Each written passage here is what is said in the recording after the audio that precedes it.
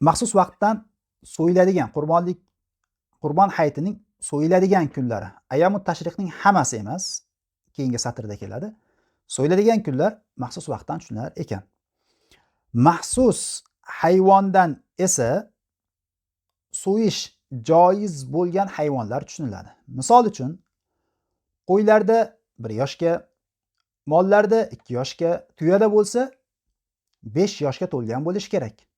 Lekin qo'yda 1 yoshga to'lmagan bo'lsa ham 6 oydan katta, jaza deyiladi. 6 oydan katta, 1 yoshdan kichik, lekin jussasi 1 yoshlik qo'yning jussasidek. Mana shu hayvonlarnigina so'ya oladi. Lekin jussasi 1 yoshlik qo'yning jussasidan ham katta bo'lsa, lekin 6 oylik ham bo'lmagan bo'lsa, uni so'ya olmaydi. Maxsus hayvondan shu tushuniladi. Yoki bo'lmasam ot, kiyik yoki boshqa hayvonlarni so'yish ham shar'an joiz bo'lmaydi. Maxsus hayvonlarning ta'rifini ham tushundik.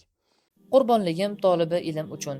Siz bir dona qurbon hissangizni ehson qilasiz.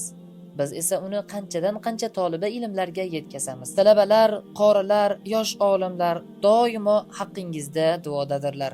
Siz yuborasiz, ular esa jimgina duo qiladilar.